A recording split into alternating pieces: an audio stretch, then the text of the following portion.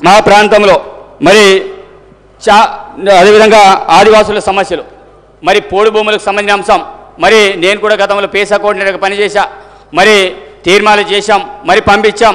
మరి ఎలక్షన్ కంటే ముందు పట్టాలు ఇస్తామని ఒక్కొక్కరు 4 ఎకరాల పొజిషన్లు ఉంటే వాళ్ళకి కేవలం 10 గుంటలు 20 గుంటలు పట్టాలు ఇచ్చేసి చేతులు దులుపుకున్నారు.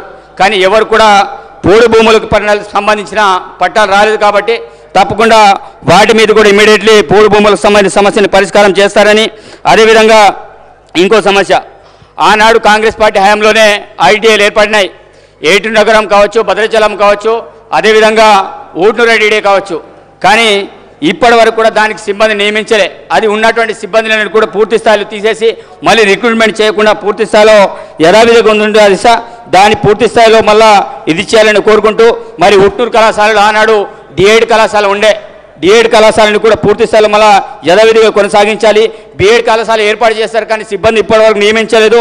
అదేవిధంగా జీవో నంబర్ 3 అధ్యక్ష, మేము ఆనాడు ఆ ప్రాంతంలో ఉద్యోగాలు రావాలంటే వెలుగుబడి ప్రాంతంలో తప్పకుండా జీవో నంబర్ 3 ప్రకారం ఉద్యోగాలు వస్తుండే.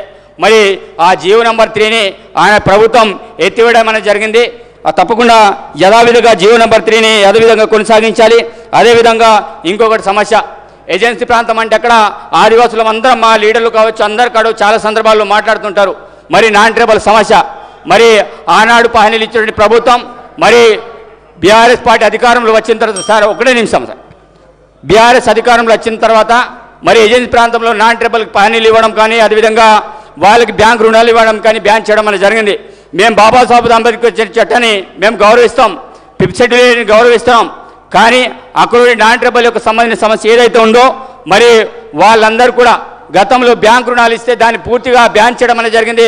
గతంలో హరీష్ రావు గారు వచ్చి మరి ఉట్టూరులో మీటింగ్ పెట్టి మీ అందరికీ పట్టాలు ఇప్పిస్తాం, మీ సమస్యని పరిష్కరిస్తామని మాట్లాడరు తప్ప, ఆ కేవలం ఓట్ల కోసం మాట్లాడరు తప్ప నిజంగా ఆ సమస్యని పరిష్కారం చేయడానికి మాట్లాడేది అధ్యక్ష. కాబట్టి మేము కోరుకునేది ఒకటే, ఈరోజు నాన్ ట్రైబల్ చట్టాన్ని ఒకవైపు రక్షిస్తూనే అక్కడ నాన్ ట్రైబల్ సోదరులకి మరి ఏజెన్సీ చట్టాలను కాపాడుతూనే అక్కడ నాన్ ట్రైబల్ సోదరులు కూడా ఆ యొక్క సమస్యని బ్యాంక్ రుణాలు ఇచ్చేటట్టు మీరు ప్రయత్నం చేస్తారని నేను కోరుకుంటూ, మరి జీవో నంబర్ 3 కావచ్చు, అదేవిధంగా ఆ ప్రాంతంలో ముఖ్యంగా టైగర్ జంతువు సమస్య, మరి కనీసం అడవికి కట్టెలకు వెళ్ళినటువంటి పరిస్థితి, మరి పారిశ్రామిక అధికారులు చాలా రకాలుగా ఇబ్బంది పడుతున్నారు సార్. అదేవిధంగా రెన్యువల్ రోడ్స్, మా ప్రాంతంలో రోడ్లని కనీసం గతంలో 20 సంవత్సరాల క్రితం వేసిన రోడ్లని కనీసం మళ్ళా మేము రోడ్లు రెన్యువల్ చేస్తామంటే కనీసం రోడ్లు లేని పరిస్థితి. కాబట్టి తప్పకుండా మా ప్రాంతంలో ప్యారెస్ సమస్యని పరిష్కరిస్తారని, అదేవిధంగా బిఎడ్ కళాశాల, అదేవిధంగా మిగతా అన్ని అంశాల మీద ప్రత్యేకమైన దృష్టి సారిస్తారని మరి నాకు ఈ అవకాశం ఇచ్చినందుకు ప్రత్యేకమైన ధన్యవాదాలు తెలుస్తూ సెలవు తీసుకుంటున్నాను అధ్యక్ష. ధన్యవాదాలు. గౌరవ సభ్యులకు విజ్ఞప్తి.